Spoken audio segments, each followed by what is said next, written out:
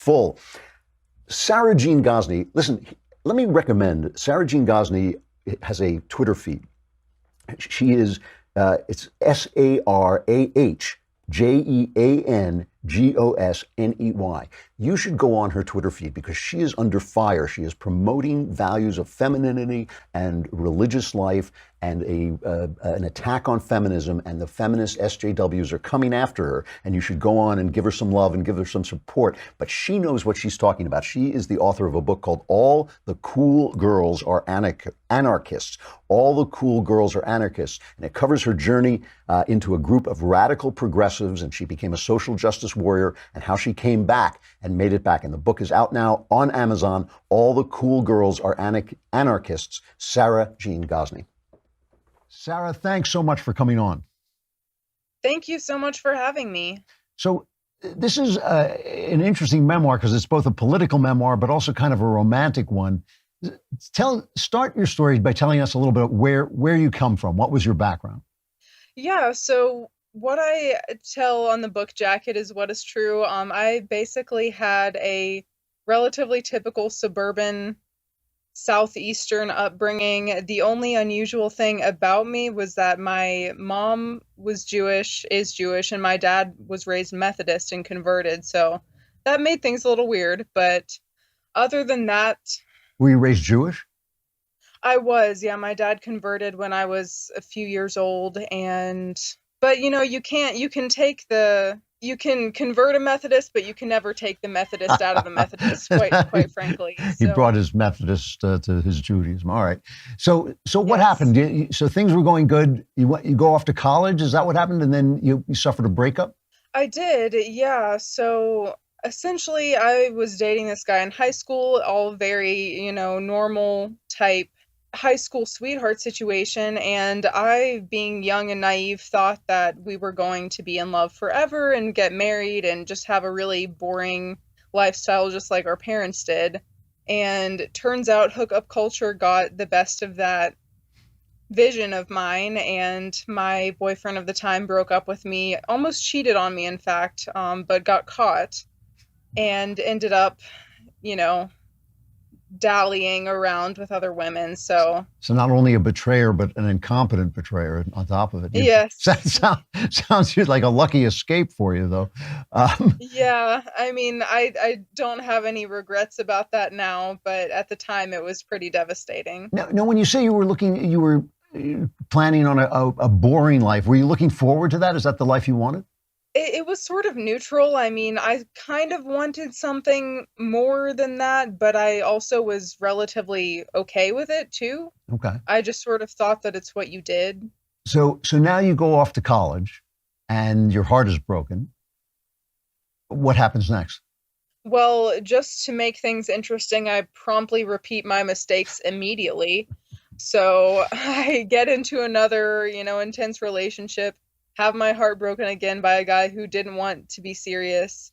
And that's really, heartbreak number 2 is really when I start looking into, what else is out there. If I can't have this, committed relationship, fast track to marriage, kind of normal cookie cutter lifestyle, what is there out there that actually is possible? Because, from my point of view, it seemed like the life I'd been shooting for, it wasn't a possibility anymore. So that's when I started exploring my sister's friend's lifestyle, which was a more radical leftist type lifestyle. Okay, you've got to describe this lifestyle. I mean, the descriptions of it sound incredible. Now, was your sister in college with you? Yeah, she was. She's several years older, so she was just finishing up as I was getting there. So a lot of them refer to themselves as crust punks. What was that? Crust punk, okay. Like the crust of a bread, but punk. I got it. Okay. Yeah, so definitely bicycles were central to this lifestyle. It was very much anti-car. You bike everywhere. If you can bike without putting your hands on the handlebars, you're extra cool. They definitely were all about, secondhand clothes, like not anti-consumerist type attitudes, anti-capitalist attitudes, very much pro-communist. They enjoyed dumpster diving quite a bit. There was yeah, for it, dumpster diving, for what were they getting out of the dumpsters? food. Food is Oh, what they were Lordy. getting out of the Okay. Yeah. dumpsters. Yes. Well, at least they were true to their anti-capitalist beliefs. Yes, they were, although, I never did bring it up to them, but, the point is, in order for them to be able to dumpster dive, you have to have the excesses of capitalism, but that's beside the point. So they're riding around on bikes. They're dressed in hand-me-downs. They're dumpster diving. Are they working politically for change or anything like that?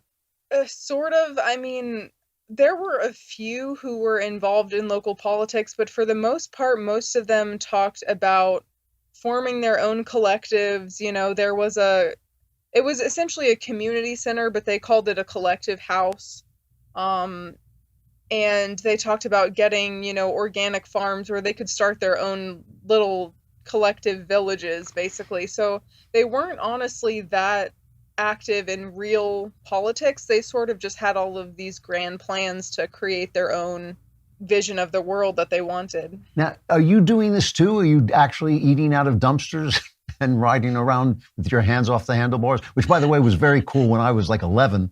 But yeah. So, no, are you actually living this life, or are you just kind of observing? I sort of had one foot in the door and one foot out. So I definitely wanted to be a part of them, but I never fully felt like I fit in. So I definitely was riding my bike everywhere. I did not have a car. And I did eat out of the dumpster, but I didn't like it very much. I did it a few times. But there's this nonprofit organization, I don't know if it's official in any capacity, called Food Not Bombs, where it's essentially across the country, and essentially once a week, the volunteers create a free meal for the public, which sounds all well and good, but the food comes from the dumpster. So every week they're serving people, I mean, trash is a harsh word, but that's what it is. Well, that's what comes out of a dumpster. Now, I have to ask, you get into this situation through heartbreak, through learning that, boyfriends are cheating on you. I assume that this group had a very loose attitude towards sex?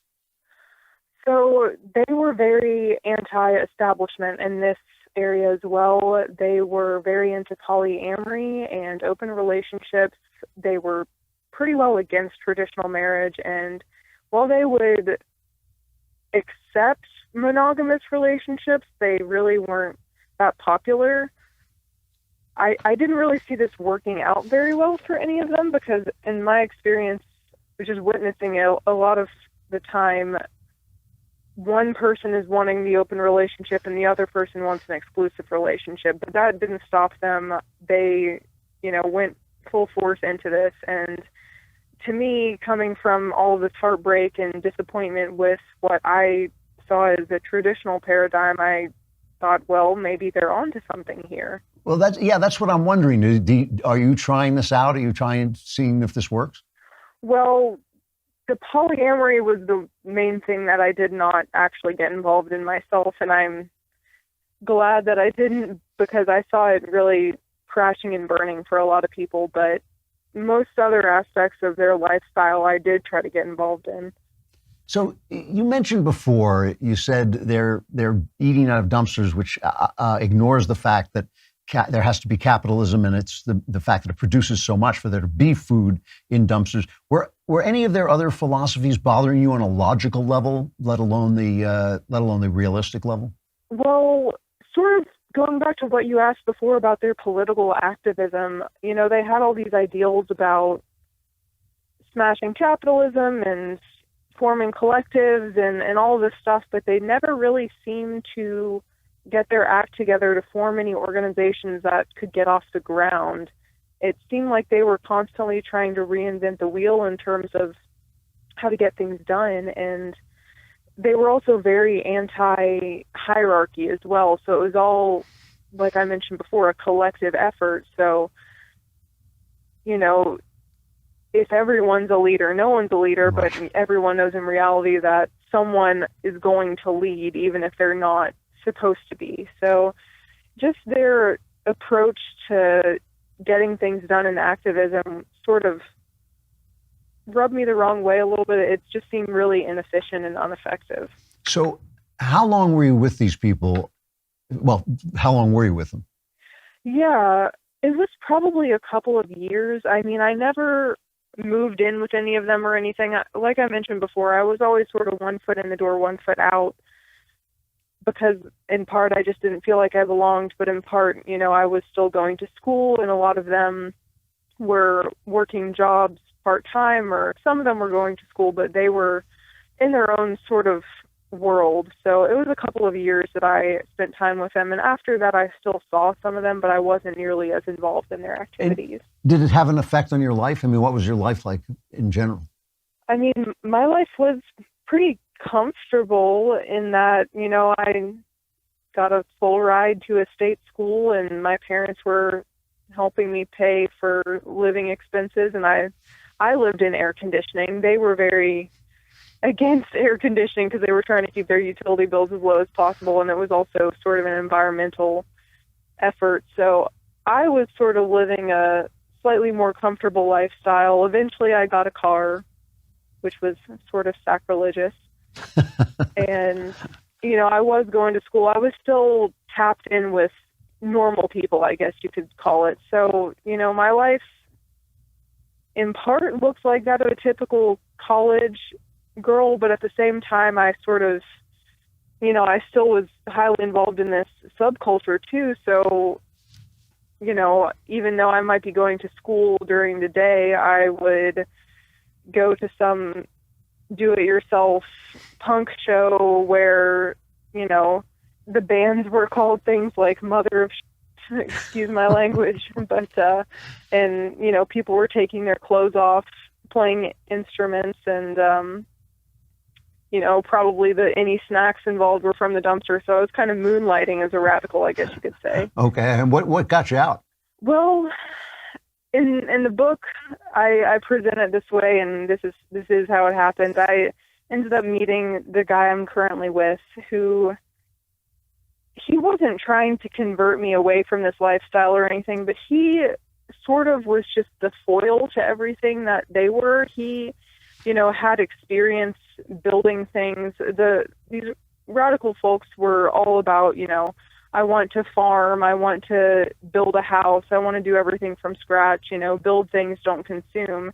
And here I was meeting this guy who actually had, you know, helped build houses before, who had done farming before, who had done all these things in reality that they were trying to do, but also had a very different worldview. You know, he I mean, sort of a redneck, but at the same time a very well-educated, well-spoken redneck, and I love rednecks personally, so that I didn't think that was an insult, but he basically just did what they kept saying they wanted to do, and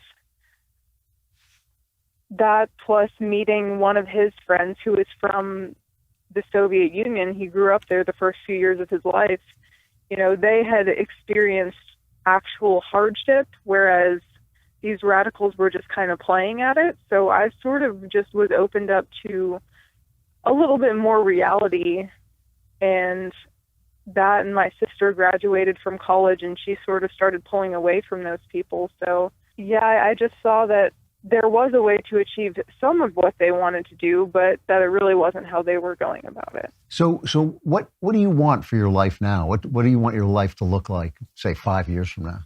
Well, 5 years from now, I want to be some of what I want for my life they would approve of. I want to be living on a patch of land, married to the guy I'm with 5 kids and, you know, a giant garden and maybe a bunch of animals running around. Wow, that's my dream for myself. no, that's a hell of a dream. And 5 kids is you'll certainly have your work cut out for you. That's you know, if you could say something, you know, a lot of kids go to school and become radicalized. They hear ideas from their professors. Things become acceptable that weren't acceptable. That's the thrill of getting away from your parents. If you could say something to those people, what is it you would say? Yeah, so obviously I'm very much in that category. I would say that, for one, don't reject too much the lifestyle your parents have just because it seems boring, because when you get older, your priorities really change for what you want out of life, and you might find that that lifestyle is actually what you want once you're a little bit older. And also try not to be swayed too much by what the professors say, and try to find some opposing ideas, and, you know, especially look at the history of communism. You know, study places like the Soviet Union with the gulags, study Venezuela. You know, don't be fooled by the Scandinavian, you know, socialism trope that gets thrown around so much. I know that that convinced me to a degree that socialism was a positive thing, but really just educate yourself. You know, honestly, if you read things like the Gulag Archipelago, that will illuminate a lot of the faults of capitalism and might sour your idea of this communist utopia, which I really don't think is possible. Yeah. Sarah Jean Gosney, thank you very much. The book is All the Cool Girls Are Anarchists. I appreciate it. I appreciate you coming on. Yeah, thank you so much for having me. I really appreciate it. A horror tale, though, joining the left.